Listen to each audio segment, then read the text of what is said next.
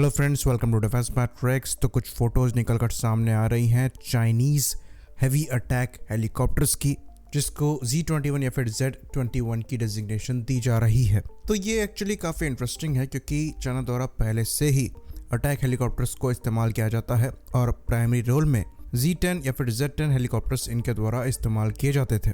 Z-10 helicopters medium category के attack helicopters हैं जो कि 5 टन क्लास कैटेगरी में आते हैं और मैक्सिमम 7 टन के अराउंड टेक ऑफ वेट है इनका, और 1500 किलोग्राम के आसपास का ये यूज़फुल लोड कैरी कर सकते हैं अपने 4 हार्ड पॉइंट में। साथ ही साथ यहाँ पर जो मेन गन है ये एक 23 मिलीमीटर की चिन माउंटेड कैनन है।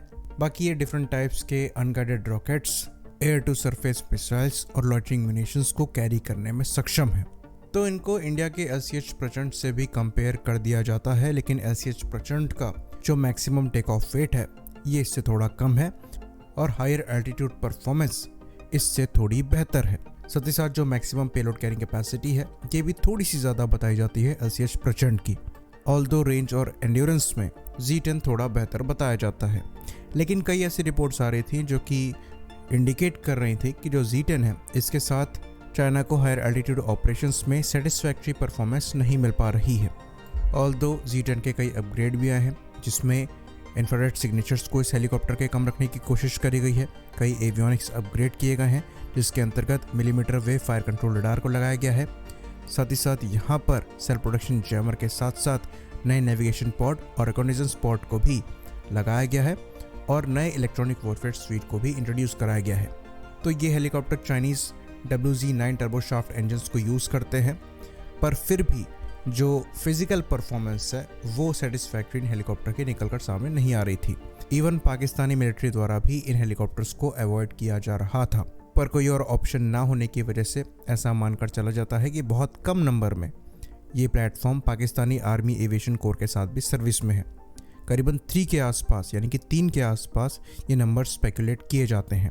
इवन अगर Z-10 को हटा भी दे तो एक और अटैक हेलीकॉप्टर चाइना द्वारा इस्तेमाल किया जाता है जिसे Z-19 कहा जाता है।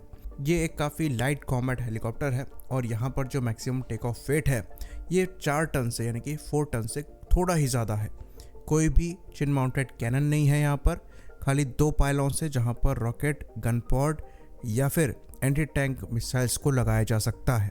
तो जो हैवी कैटेगरी के अटैक हेलीकॉप्टर्स हैं जैसा कि इंडिया द्वारा इस्तेमाल किए जाते हैं AH-64 अपाचेस और रशियन Mi-35 हाइंड, ये चाइना के पास नहीं है। इवन 90s में चाइना द्वारा रशिया से ऐसे अटैक हेलीकॉप्टर्स प्रिक्योर करने पर भी विचार किया गया था, जिसके अंतर्गत Mi-24 हेलीकॉप्टर्स चाइना द्वारा प्रिक्योर किए जाने थे, पर अल्टीमेटली नहीं लिए गए। इसी बीच चाइना की हार्बिन एयरक्राफ्ट इंडस्ट्री ग्रुप द्वारा एक और हेलीकॉप्टर बनाया गया जो कि सीधे सीधे सिकोर्स्की के UH-60 ब्लैक हॉक की कॉपी था, जिसे हार्बिन Z-20 कहा जाता है। यह हेलीकॉप्टर 2019 से ही चाइनीज़ मिलिट्री को सर्व कर रहा है। तो ये इनका मेन मीडियम लिफ्ट हेलीकॉप्टर बना और इस हेलीकॉप्टर में ज़्यादा पावरफुल WZ-10 टर्बोशाफ्ट इंजन को इस्तेमाल किया गया जो कि around 2700 shaft horse power produce करने में सक्षम थे। साथ ही साथ यहाँ पर range, service selling, rate of climb भी काफ़ी डिसेंट हो गया और इवन जो मैक्सिमम टेक ऑफ वेट है ये भी 10,000 किलोग्राम के अप्रॉक्स का बताया जाता है, जिसकी वजह से जो यूज़फुल पेलोड कैरी कैपेसिटी है ये ऑलमोस्ट 4 टन के अप्रॉक्स की बताई जाती है। तो इस पर बेस्ड एक अटैक हेलीकॉप्टर बन सकता था और Z-21 जो है ये मोर और लेस Z-20 पर ही बेस्ड है। ऑल्दो Z-20 को भी एज एन अटैक हेलीकॉप्टर बनाने पर काम किया गया था। कुछ फोटोज़ अवेलेबल है जहां पर Z-20 में ही मशीन गन लगी है चिन माउंटेड, साथ ही साथ स्टब विंग को लगाया गया है जहां पर डिफरेंट पेलोड कैरी किया जा सकता है। कुछ HAL रुद्र की तरह ही इसको मॉडिफाई किया गया था, पर अब ऐसा लगता है कि एक डेडिकेटेड अटैक हेलीकॉप्टर Z-20 पर बेस्ड चाइना द्वारा इंट्रोड्यूस कराया जाएगा जिसे Z-21 कहा जा रहा है। और Z-21 की जो अभी की पिक्चर्स दिखी हैं इसमें कुछ ये अपाचे और रशियन Mi-28 की तरह नज़र आ रहा है। बाकी स्टब विंग भी दिखाई दे रहे हैं जहाँ पर वेपन पेलोड कैरी किया जाएगा। कोई चिन माउंटेड गन नहीं दिख रही है। साथ ही साथ मेन सेंसर भी लगता है कि उसका स्पेस खाली छोड़ा गया है।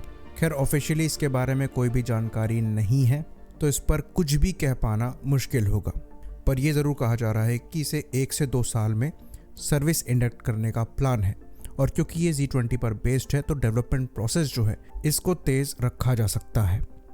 आई होप इन्फॉर्मेशन यहाँ पर क्लियर रही हो। इसी बात पर इस वीडियो को हम ख़त्म करेंगे। लाइक करिए, सब्सक्राइब करिए। जय हिंद।